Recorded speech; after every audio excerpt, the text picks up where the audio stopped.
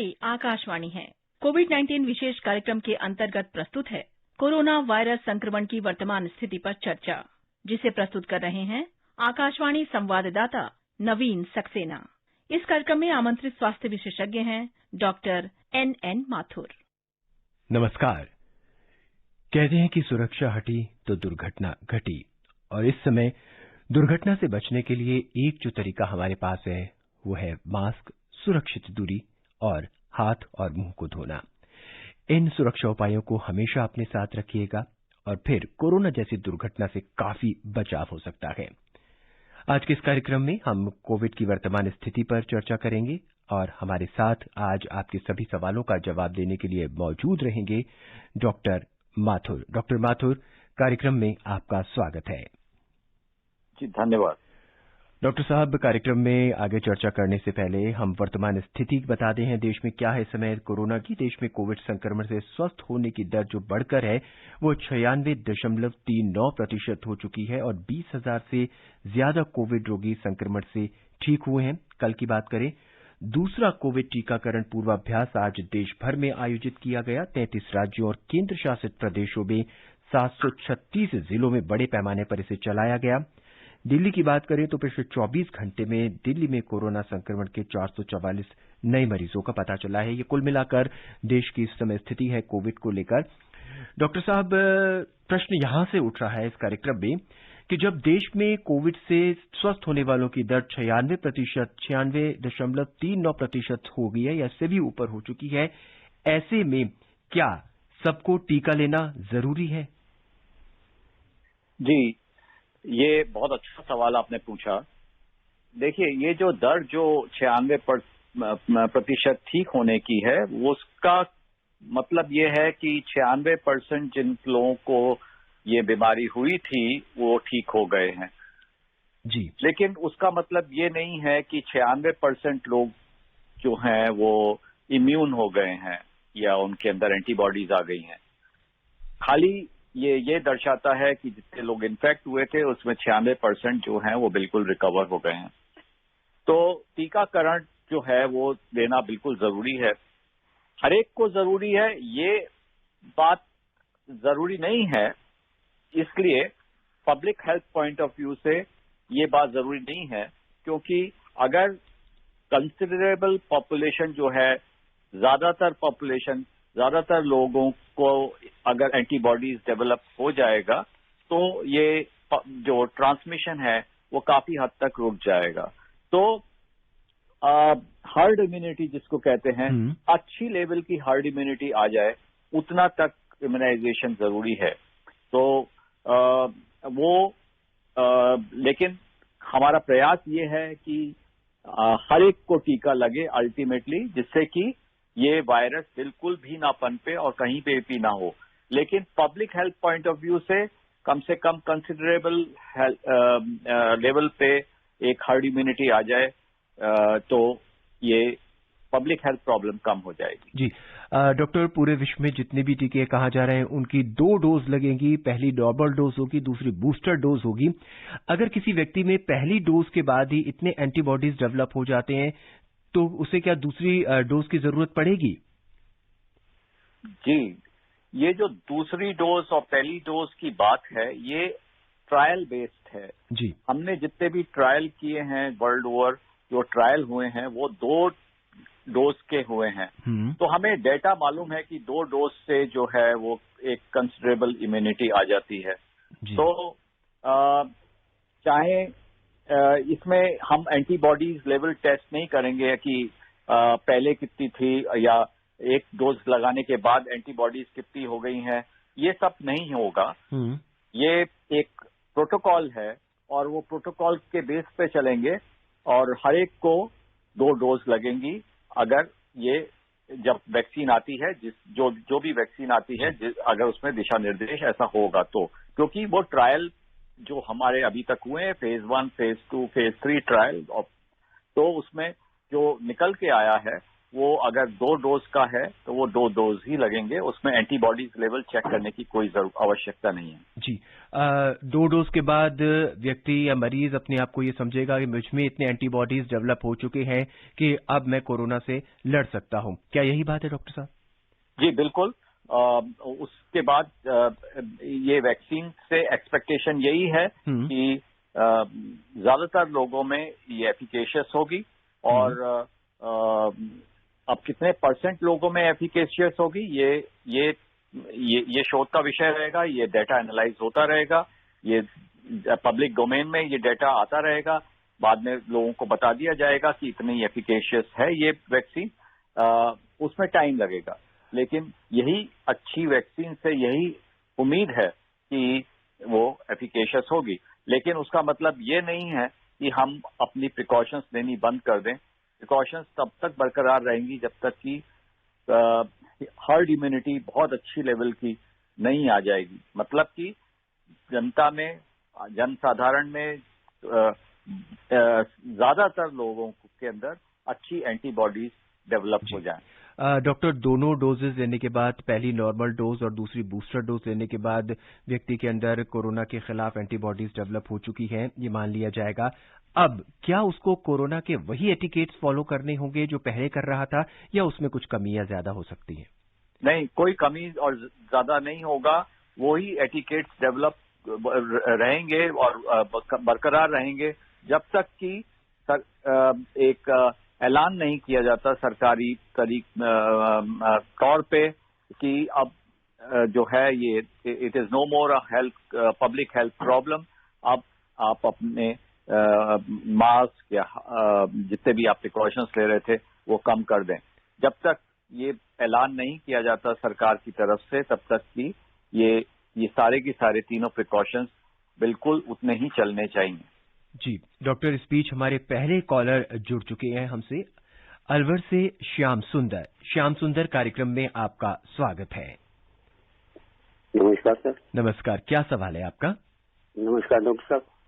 नमस्कार सर, मैं राजस्थान अलवर से श्याम सुंदर तनेजा बोल रहा हूँ। जी सर, मेरा ये सवाल है कि जैसे वैक्सीन आएगी और हमारा नंबर आएगा, मेरी 62 साल की एज है, तो हमारा नंबर जब आएगा और हमको पहले ही मालूम पड़ेगा, तो हमें अगर जो डेट मिलेगी उस डेट पे अगर हम नहीं पहुंच पाए तो उसका हमारा नंबर कटेगा या दूसरे दिन लगेगा? इसका क्या आगे कोई तरीका है, हमें बताओ। डॉक्टर साहब, ये जानना चाहते हैं कि वैक्सीन वाले दिन अगर ये नहीं पहुंच पाते हैं तो क्या इन्हें दोबारा नंबर दिया जाएगा या किस तरह से इनको टीका लगेगा? जी, ये डिपेंड करेगा। जब वैक्सीन आएगी तो इनको जो एजेंसीज जो ऐप से इनको जो बताया जाएगा या फिर किसी और तरीके से इनको बताया जाएगा कि ये कहाँ पे वैक्सीन और कितने बजे इनको पहुंचना है। तो अगर ये अपॉइंटमेंट मिस करते हैं तो उसकी प्रक्रिया भी बताई जाएगी कि पहली बात तो ऐसा ना करें, क्योंकि ये इसके लिए बहुत ही ये मुश्किल काम है और इतने लार्ज स्केल पे है कि सारा सिस्टम काफी स्ट्रेस्ड होगा। तो कोशिश करें कि जिस दिन आपको वैक्सीन लगाने के लिए बुलाया जाए उसी दिन पहुंच जाएं। फिर भी यदि ऐसा हो जाए तो उसके बारे में भी बताया जाएगा कि ऐसी स्थिति में क्या किया जाए। हमारे अगले कॉलर हैं बलरामपुर से रिंकी तिवारी। रिंकी, स्वागत है आपका इस कार्यक्रम में। जी, स्वागत के लिए सर आपको बहुत बहुत धन्यवाद। और नवीन सर, नए साल की आपको हार्दिक शुभकामनाएं। जी, आपको भी बहुत बहुत शुभकामनाएं। क्या सवाल है आपका? और डॉक्टर सर को भी हमारा हार्दिक शुभकामनाएं नए साल की। जी सर, जैसे कि मेरा क्वेश्चन है कि अभी हमारे सर आप अभी बता रहे थे कि अभी दूसरा डोज मतलब हमारे देश में उसका चल रहा है वैक्सीन का, तो सर हम कब तक इस वैक्सीन की वेट करेंगे, कब तक हम इंतजार करेंगे? कोरोना वायरस नया भी भारत में आ गया, थोड़ा इस पे इन्फॉर्मेशन दीजिए। धन्यवाद। डॉक्टर साहब, ये जानना चाहते हैं कि कब तक जो है इनको वैक्सीन मिल सकती है और नए वायरस के बारे में जानना चाहते हैं, और साथ में हम भी ये जानना चाहेंगे कि क्या इस नए वायरस पे ये जो वैक्सीन है ये उतने प्रभावकारी होंगे? जी, तो सबसे पहले ये वैक्सीन जो है हेल्थ केयर वर्कर्स को लगेगी और बहुत बुजुर्ग लोगों को लगेगी, और उसके बाद ये कोमॉर्बिड जिनको की डायबिटीज, हाइपरटेंशन या कोई और बीमारी है उन लोगों को लगेगी, और उसके बाद ये जनसाधारण बाकी और लोगों को लगेगी, और बाद में हो सकता है कि ये बच्चों को भी लगे, उसके लिए बाद में बताया जाएगा। तो ये जो वैक्सीन है ये कब तक इनको लगेगी ये कहना बड़ा मुश्किल है, क्योंकि ये काम बहुत बड़ा है और हमारी पॉपुलेशन बहुत ज्यादा है। हालांकि वैक्सीन जो है वो कुछ ही दिनों में लगनी शुरू हो जाएगी। अब वो कुछ दिनों की बात है, हफ्तों की बात भी नहीं है। जी डॉक्टर, ये जानना चाहते हैं ब्रिटेन से जो वायरस इस समय पूरे विश्व में दोबारा से आ रहा है, क्या उस पर भी ये वैक्सीन उतनी ही प्रभावी होंगी? जी, अभी तक तो जितना भी हमारे को नॉलेज है उसके हिसाब से ये वैक्सीन जो है, जो यूके का वायरस जो है या कहीं और के भी वायरसेस हैं उनके ऊपर ये कामयाब होनी चाहिए। जी, अब रुख करते हैं फरीदाबाद का, वहां से अनवर हमसे जुड़ चुके हैं। अनवर जी, स्वागत है आपका इस कार्यक्रम में। नमस्कार सर। नमस्कार, क्या सवाल है अनवर जी? मैं डॉक्टर साहब को भी नमस्कार करता हूं, और हमारी एक श्रोता है बलरामपुर की रिंकी तिवारी, मैं उनको भी नमस्कार करता हूं, वो कार्यक्रम में बनी रहती हैं। सर, मेरा प्रश्न ये है कि आज से कोई 30-32 साल पहले मुझे एक कुत्ते ने काट लिया था। तब मुझे एक सुई रोज पड़ती थी और 14 दिनों तक लगातार मुझे सुई पड़ती रही थी।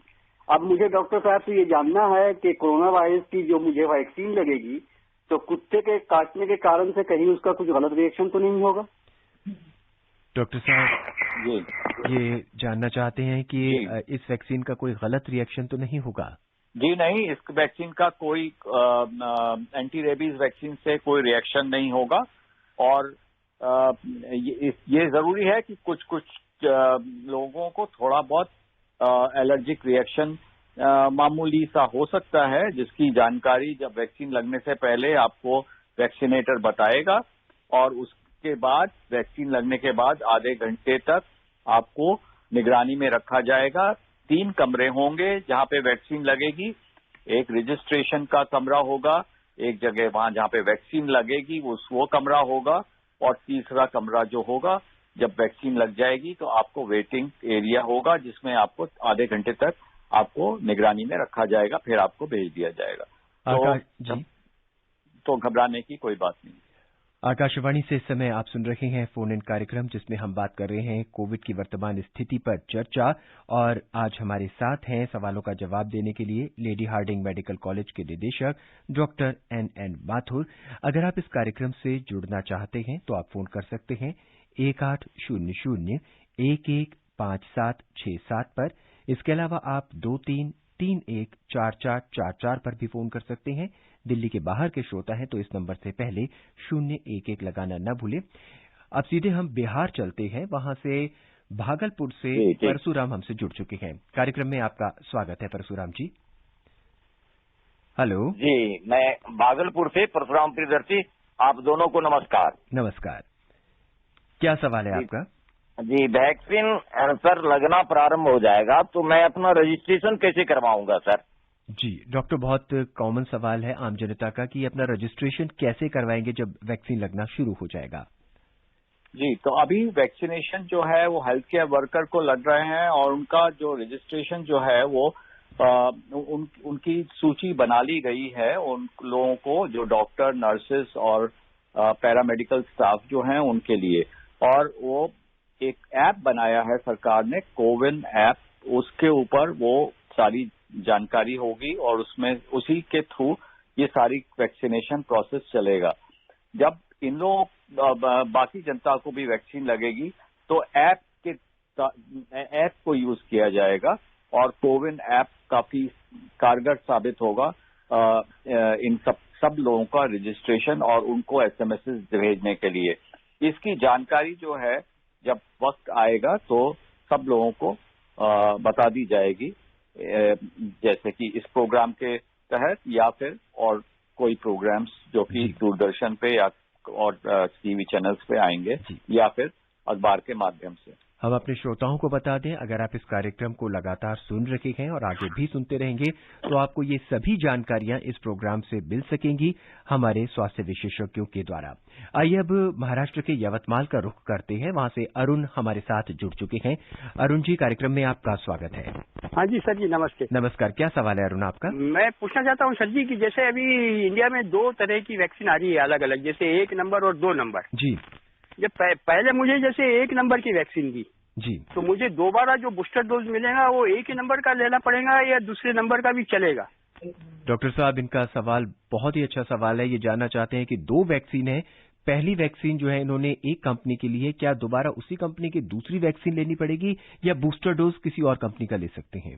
जी बिल्कुल सही सवाल है इनका, और इसका जवाब है जो आपने पहली वैक्सीन ली है उसी की ही आपको दूसरी वैक्सीन लेनी पड़ेगी, नहीं तो वो वैक्सीन इतनी कामयाब नहीं होगी। तो इसलिए एक ही जो कंपनी है उसी की आप दोनों वैक्सीन लगाएंगे। जी डॉक्टर साहब, एक सवाल और प्रश्न है मन में आ रहा है, वो ये है कि हमने पहली वैक्सीन की डोज हमने ले ली, उसके बाद हम किसी ऐसी बीमारी से पीड़ित हो जाते हैं या कुछ ऐसा हो जाता है कि हम दूसरी डोज लेने के लायक नहीं रहते जितना स्टिपुलेटेड टाइम है, तो क्या उस वक्त के बाद भी दूसरी डोज ली जा सकेगी? जी हाँ, आपको जो वैक्सीन जो दूसरी डोज है वो जितनी भी जल्दी हो सके, अगर आपने अपना अपॉइंटमेंट मिस कर दिया है, चाहे वो 21 दिन का या 28 दिन का अपॉइंटमेंट है, वो अगर मिस कर दिया है तो जितनी जल्दी हो सके वो दूसरी डोज लगानी चाहिए।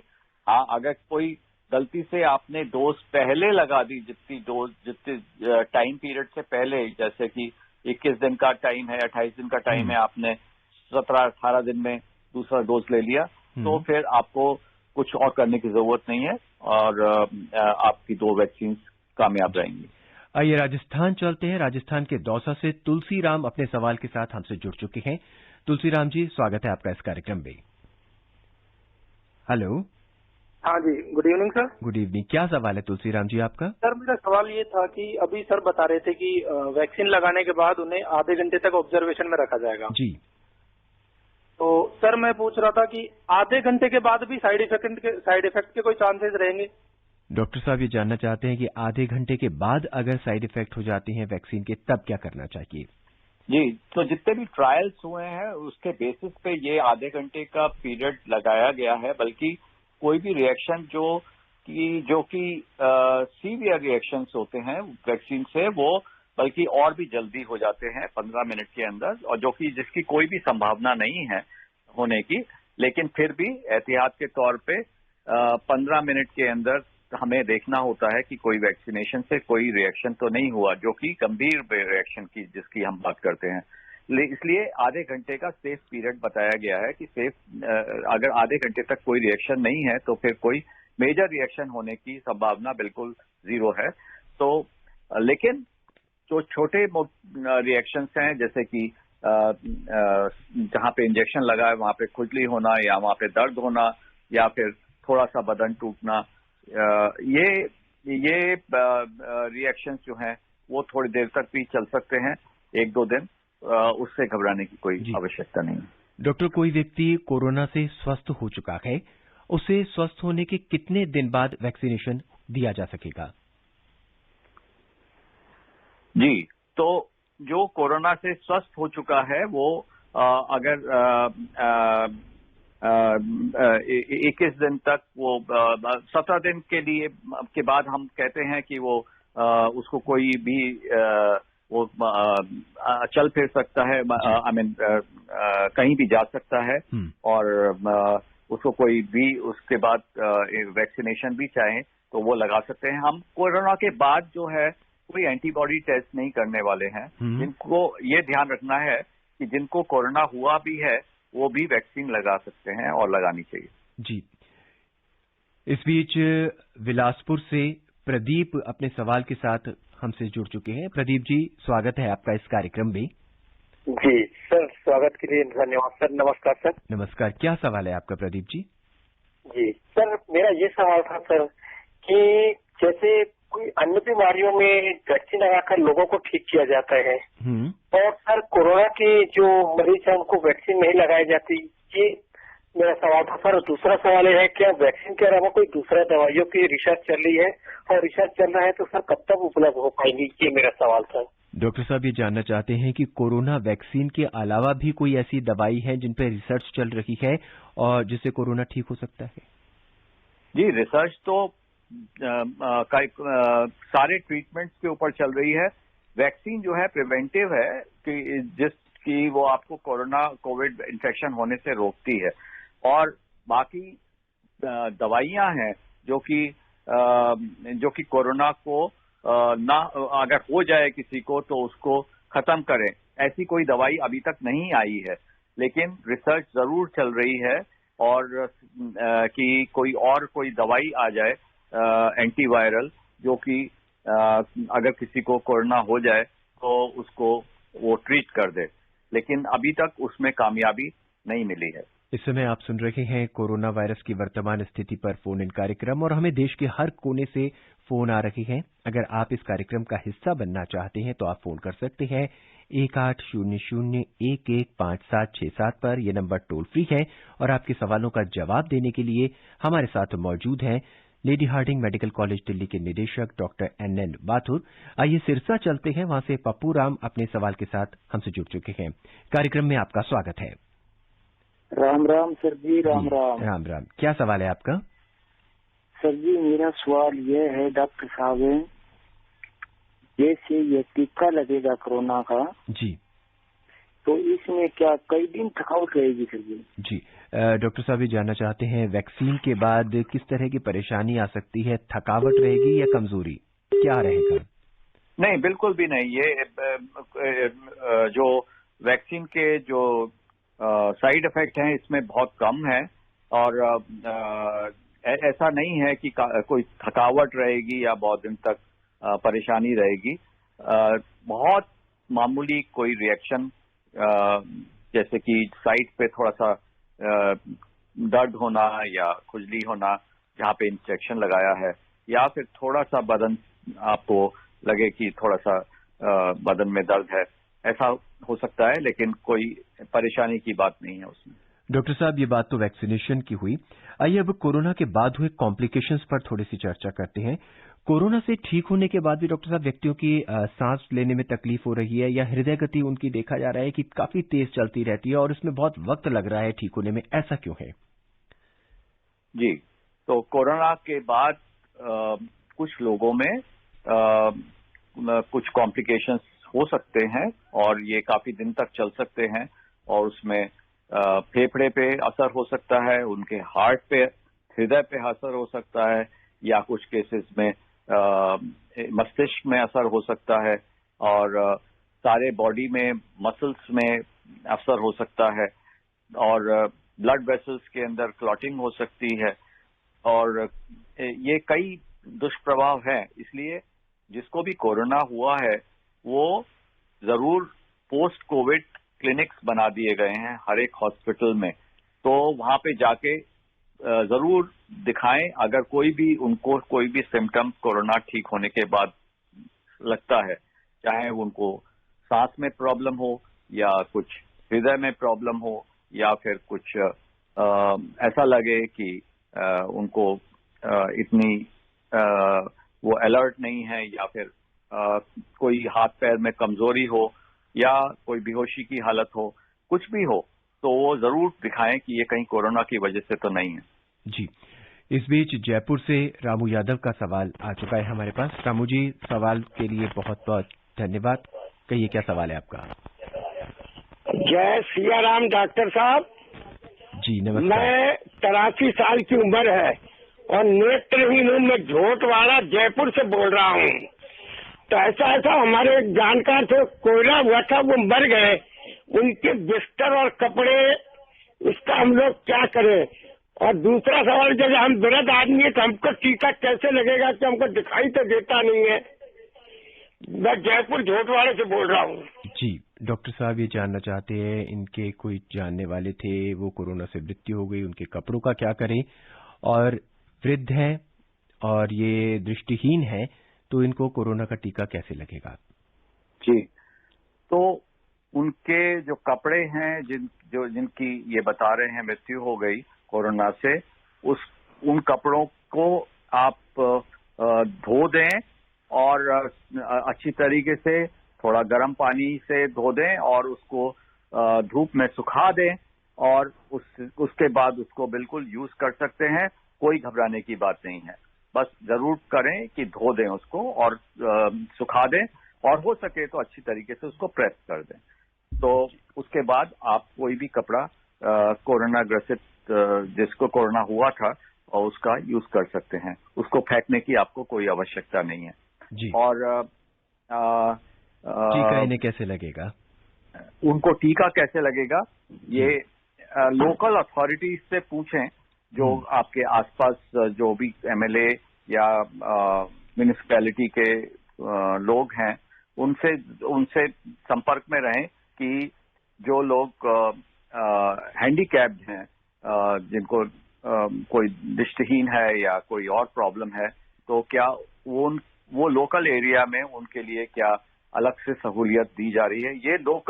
ये जो वैक्सीनेशन होगा ये सरकार, ये स्टेट गवर्नमेंट लगाएगी और हर एक स्टेट में अलग अलग तरीके की थोड़ी बहुत प्रक्रिया होगी, इन द सेंस कि कुछ स्टेट्स हो सकता है कि ज्यादा फैसिलिटीज दें अपने पब्लिक को, और हो सकता है कि कुछ डिस्ट्रिक्ट या कुछ कॉलोनीज कुछ ज्यादा फैसिलिटीज दें।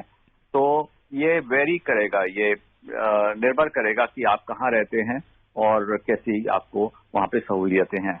कार्यक्रम में हमारे अगले कॉलर हैं उत्तर प्रदेश के चंदौसी से कंचन प्रसाद। कंचन जी, स्वागत है आपका। जी सर। कहिए, क्या सवाल है आपका, बहुत संक्षेप में। नमस्कार सर। डॉक्टर साहब को नमस्कार। नमस्कार सर। ये कह रहे हैं कि मान लीजिए कोई अस्थमा का पेशेंट है, एज मान लीजिए कि 70-72 है, तो उसे जो वैक्सीन लगेगी उसका कोई रिएक्शन हो सकता है? जी, डॉक्टर ये जानना चाहते हैं, 70 या 72 वर्ष की उम्र के मरीज है, अस्थमा से पीड़ित है, अगर वैक्सीनेशन उन्हें लगता है तो क्या कोई कॉम्प्लिकेशन या कोई साइड इफेक्ट हो सकते हैं? जी नहीं, कोई भी बीमारी के साथ इस वैक्सीनेशन से कोई घबराने की बात नहीं है। व्यक्ति को कोई भी बीमारी हो, ये वैक्सीनेशन उसको लग सकता है, चाहे वो अस्थमा है चाहे कोई भी बीमारी है। तो इसमें कोई ये नहीं देखा जाएगा कि आपको क्या बीमारी है। ये जरूर है कि कोई भी अगर आपके साथ आपको कोई और बीमारी है तो आपको और अच्छी तरीके से निगरानी में वो जो आधे घंटे देखेंगे उसमें रखा जाएगा। चलते चलते डॉक्टर, आखिरी सवाल हम आपसे ये जानना चाहेंगी कि मुझे कैसे पता लगेगा कि मैं टीका लगाने के योग्य हूं या नहीं?